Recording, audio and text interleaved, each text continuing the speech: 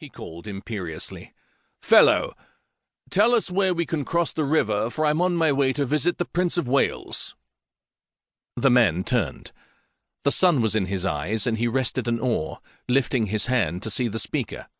2 miles down," he began without rancour, and then there was a roar of laughter. "Don't be late for supper, my friend. William, it is good to see you again." William threw his reins to the astonished Payne and slid down from his horse. "And you, my lord? Our fortunes have taken a better turn, eh?" Payne gaped at him. "Master, that can't be the prince. I never heard of a prince who rowed himself in a boat." "Well, you've seen one now," William said, and went down the bank to meet him. Edward of Carnarvon, Prince of Wales, pulled the boat in and sprang out with the agility of one passionately addicted to physical exercise. He caught at the rope, fastening it to an overhanging tree, and then as William made to bend the knee, enfolded him instead in a swift embrace. Then he held him at arm's length. "You look well. I trust your stay in the Tower was not too wretched. I did all I could to get you out." "I know, my lord, and that fellow you paid earned his money well, for I had wood for my fire and good food. I am very grateful." Edward thrust an arm through his. "I know you suffered more than the rest of us. Your father was minded to let you sit in the cold, and mine only showed me his back. What an escapade it was! Come, I'll row you to Langley. Your squire can bring the horses."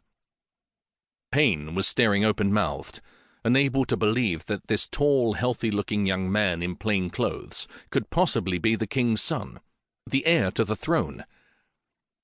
His head had been full of cloth of gold and golden circlets on the head, of his master bowing deeply, and the easy manner of greeting astounded him. But he jumped to attention as the prince gave him directions towards the palace stables.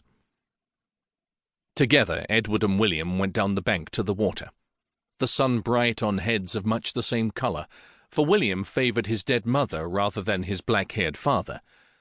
But Edward was at least 6 inches the taller, and his long legs, inherited from a father who had been nicknamed Longshanks in his youth, threatened to outstride his companion. William held the rope while the prince climbed in and settled himself with the oars. Then he released the rope and gave the boat a push as he stepped in.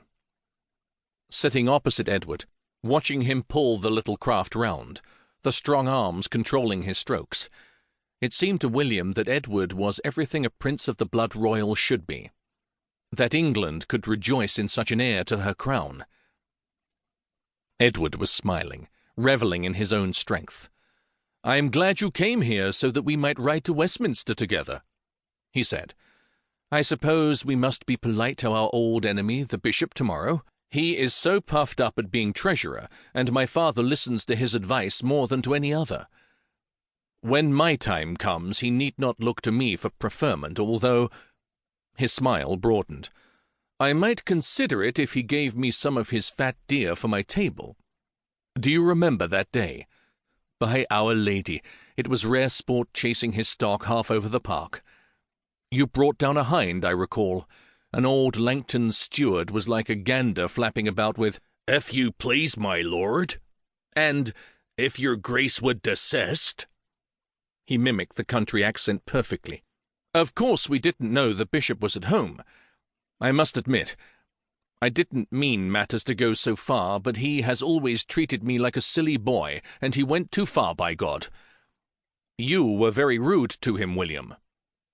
William grinned. So was Piers, but by that time we'd both drunk well. "Ah, my dear brother Pero had forethought to bring wine for thirsty hunters in his saddlebag. The bishop didn't care for being offered a draught of our best Gascony. I was going to say his sense of humour deserted him, but I doubt he has one." For the first time since his imprisonment, William found himself laughing about the affair, but at the time it had brought grim consequences. The fury of a king who allowed no one but himself the privilege of flouting a bishop, banishment for Piers Gaveston, the Tower for himself, and a couple of other young squires escorting the prince that day. I don't know.